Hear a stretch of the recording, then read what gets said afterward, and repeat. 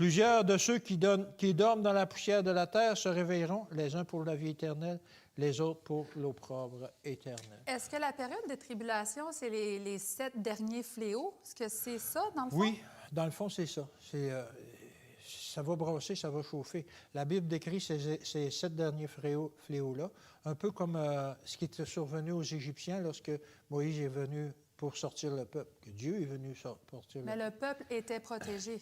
Le peuple était protégé, OK. mais pas pour tous les fléaux, juste pour les derniers. Et dans Matthieu 24, au verset 9 à 13, ça dit « Alors on vous livrera au tourment et on vous fera mourir, et vous serez haïs de toutes les nations à cause de mon nom. » Donc, si on vous traite comme ça, c'est parce que vous êtes encore là durant les tribulations. Vous n'avez pas été enlevé. Vous n'avez pas été emmené au ciel ou sur une île ou je ne sais pas quoi pour être en sécurité. Vous allez vivre les tribulations. Passer à travers, comme Noé, il a passé à travers le déluge. Daniel, il était dans le feu. Oui, puis OK. il a été dans la fosse aux lions, puis etc. Oui. C'est vrai, il n'était pas dans le feu. Alors aussi, plusieurs succombèrent et ils se trahiront, se haïront les uns les autres. Plusieurs faux prophètes s'élèveront et suiviront beaucoup de gens.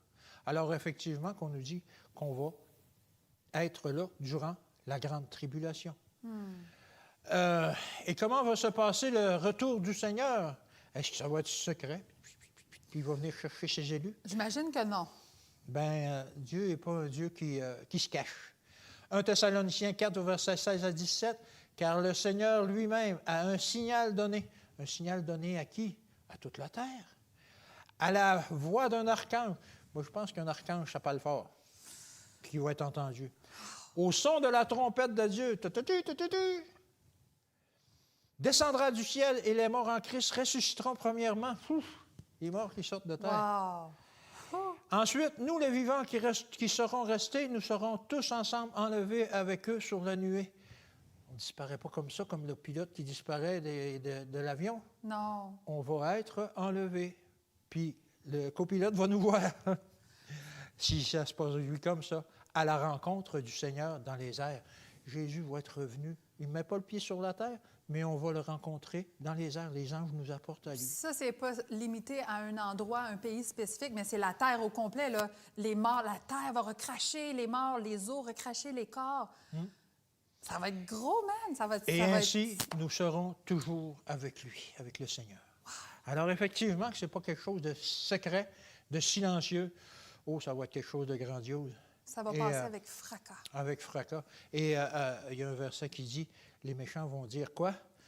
Montagne, tombez sur nous, cachez-nous la grandeur de notre Dieu qui revient, parce qu'eux autres, ils savent déjà qu'ils ne feront pas partie du voyage. Là. Ça ne va pas bien. Wow! Jean 14, 3. Et lorsque je m'en serai allé, c'est Jésus qui parle, juste avant son ascension, et que je vous aurai préparé une place, je reviendrai et je vous prendrai avec moi, afin que là où je suis, vous y soyez aussi. Dieu nous fait la promesse qu'il y a une place pour nous dans le ciel. Il n'est pas allé préparer des maisons, là. Il a juste à dire « veux une maison pour Stéphanie », mais il est allé nous préparer une place spirituellement. Il travaille en nous pour que l'on puisse être prêt à aller dans cette place-là qu'il nous réserve. Wow! Et encore une fois, est-ce que ça va être secret?